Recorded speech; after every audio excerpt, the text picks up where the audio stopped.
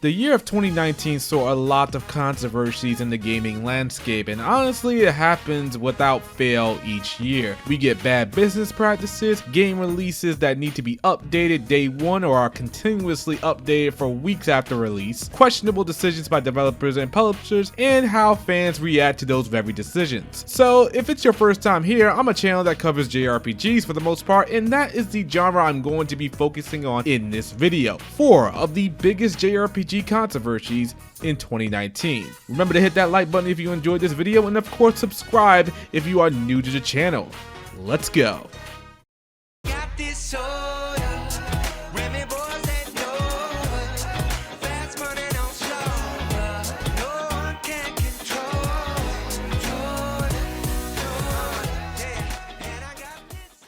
Possible censorship of Tokyo Mirage Sessions on the Switch. This is a rather troubling one, and one that completely came out of left field, which should have been an easily enhanced port of a game that for some reason a lot of people seem to know and love now, but when it was originally released on the Wii U, not a lot of people seemed to care about it, and even bashed it for not being the SMT Cross-Fire Emblem game we all wanted. You see, when Tokyo Mirage Sessions were released on the Wii U back in 2014, the game was slammed with censorship, or rather localization changes, altering outfits, dungeon designs, dialogue, and completely cutting DLC that was released in Japan. Needless to say, the game got hammered by the public because of this, and the people voiced their concerns and dismay as politely as they could, or at least as polite by, internet outrage standards. And thus Tokyo Mirage Sessions went on to sell rather poorly, blaming it on censorship or the low sales of the Wii U. All that aside, Tokyo Mirage Sessions was actually seen as a good game, a nice, sleek, and brightly colored turn-based RPG with a likable cast of characters.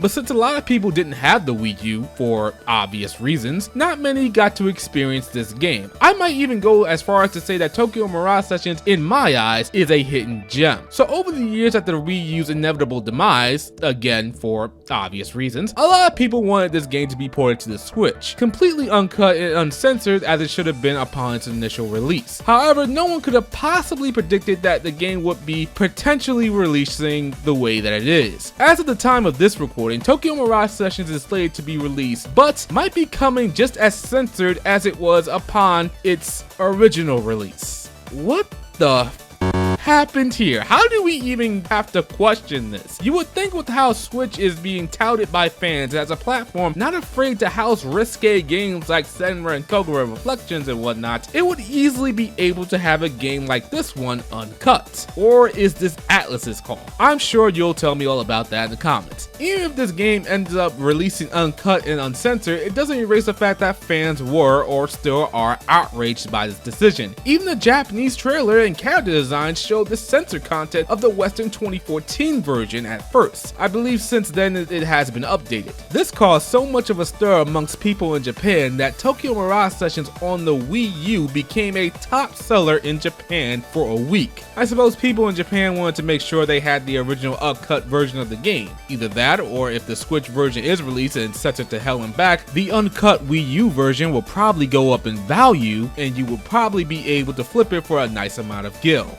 Really, this should have been simple and went without any hiccups. Enhanced port with new content and all the stuff you cut from the original game in this Switch release. It should go without saying. It's like the next mainline Pokemon game having all the Pokemon that have been known up until this point, in that next mainline title.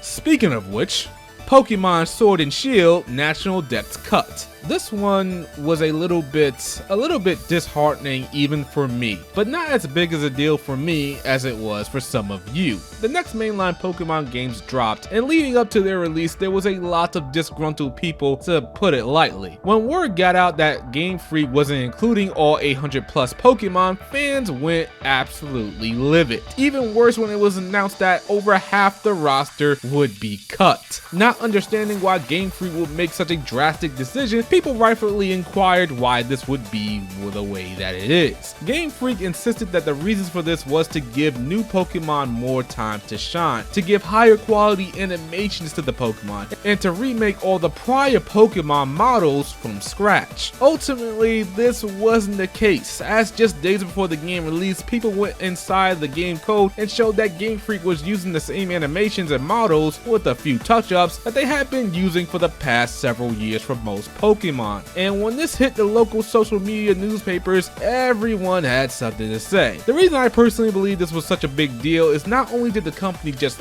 flat out lied, it was the fact that this was the first mainline Pokemon game on consoles that everyone had been waiting for. Well, mostly everyone. Fans for years upon years dreamed of a Pokemon game made from the ground up on consoles. A game that was graphically impressive and had all the Pokemon and played like a console game. What they got pretty much was a game that was built from the ground up as a handheld and then thrown on a console. I suppose the other reason this latest entry received so much backlash was the fact that Game Freak and the Pokemon Company made us wait, I guess you can say, a little bit longer for this game. After the major success of Pokemon Go, Pokemon Let's Go was created to take advantage of that success and drive all the fans of Go to getting a Switch and playing the Let's Go games. As a result, the mainline entry was essentially put on hold for another year, or it messed up Game Freak's usual development schedule. And I will never forget the fact that when Let's Go was announced, fans were telling other upset fans to chill out and wait the following year for the mainline Pokemon game.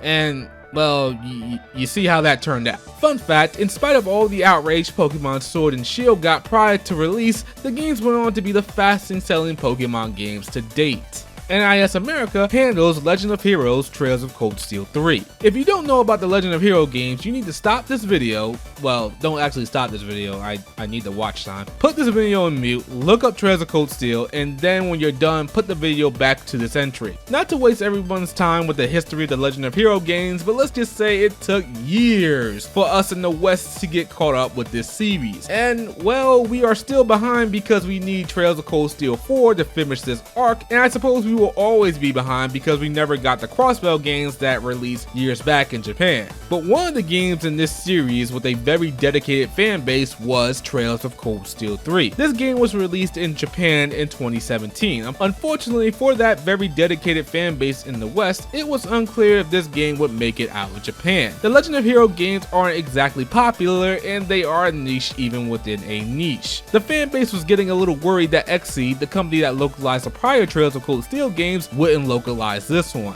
And it didn't help that whenever fans asked about this title, XSEED will remain dead silent. At a point, it seemed like another year would go by and Trails of Cold Steel 3 wouldn't be released. But against all odds, out of nowhere, it was announced that Cold Steel 3 would indeed be getting an English release. The only problem being that NIS America would be handling the localization. You see, NIS America was a little spotty when it came to localizing games. Some of their games had translation issues and various glitches that would outright freeze a game. From my own experience, I didn't have many of these issues with their games, but it all came to an head upon the initial release of Ys 8 in the States. Ys 8 had a plethora of translation problems, glitches, and bugs that would make the launch of Fallout 76 blush. Okay, not that bad, but it was pretty bad. It got even worse when Ys 8 was ported to the Switch and PC, adding even more problems if you could believe it. And this was all caused by a poor localization. So when it was announced that NIS America would be handling Cold Steel 3, fans were very concerned about this, citing Ys 8 as a prime example of the potential localization blunder that could kill the series off in the West. The Legend of Hero games are very text heavy that rely on a spot-on translation to make sure the story in this latest entry that's overarching 7 games can be properly understood without any issues. It's a high undertaking as Cold Steel 3 has more words than The Lord of the Rings, and that's all 3 books combined. XSEED couldn't handle this behemoth task as they didn't have the resources necessary to get it done, so NIS America stepped in at the dark hour to take control. But this all seems to be a little bit of a footnote in hindsight, as the localization for NIS America ended up being just fine. The primary reason for this was that most of the staff from XSEED worked on the localization from the previous Cold Steel games, came on board and worked on Cold Steel 3. And with the additional outcry of fans, it ensured that a good localization was done. Final Fantasy VII TIFA redesign. Final Fantasy VII Remake is probably one of the most anticipated games of all time, a game that no one saw coming when it was announced at E3 2015. As per usual with Square Enix and big name games, information about the remake was sparse year after year. It wasn't until a year ago or so that we really started to see more of this title, with other characters finally being seen. See, we all knew since the initial announcement trailer that characters would be looking different than what we remembered from back on the glorious days of the PS1. Cloud and Barret were often seen alongside some of the Avalanche crew and they looked great. It took a while for even Aerith to be seen, and then when she finally made an appearance, people absolutely loved her new design. Although some people in Japan didn't like the fact that she looked like an, adult woman instead of a cute girl. Hey, what can I say? Japan is good in Japan. But it was starting to get a little worrisome that Aerith was shown off first instead of Tifa. Although Aerith appears in the game before Tifa, Tifa joins the party before Aerith in the early going. It doesn't help the fact that some trailers were showing parts of the game that Tifa is a member of the party at that point, but just not seen. And this actually went on for some time. It was almost as if Square Enix was hiding her from us, trying to prolong her appearance as long as they possibly could, because something in the back of my mind was telling me they knew that when they showed her, fans would be analyzing the crap out of her to see if any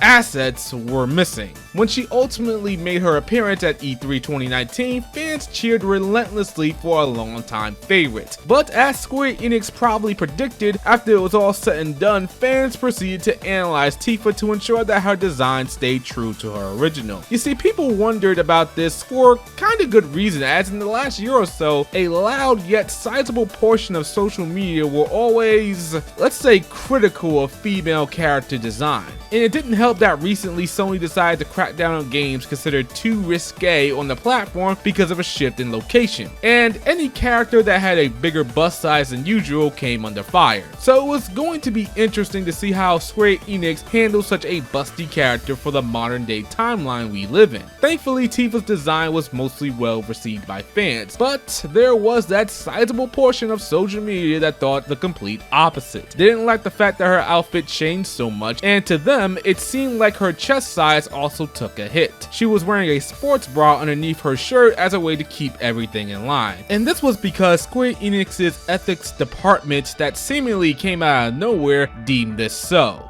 Look, personally, I'm okay with Tifa's new redesign. I think she looks great, and I think everything remains intact, to put it lightly. In my opinion, the people that complained about this probably need more experience with the human body, to put it nicely. So there you have it, 4 of the biggest JRPG controversies, well, at least by my point of view, that happened in 2019. Now, I am sure I missed, or maybe I forgot about some, and you can mention that to me down in the comments. I wonder what controversies will happen in 2020 in the new decade. I mean, I don't want it to happen, but it's pretty much inevitable. Anyway, as always, be sure to hit that like button, subscribe if you're new to the channel, turn on notifications, and I will be back very soon. I'll catch you guys later.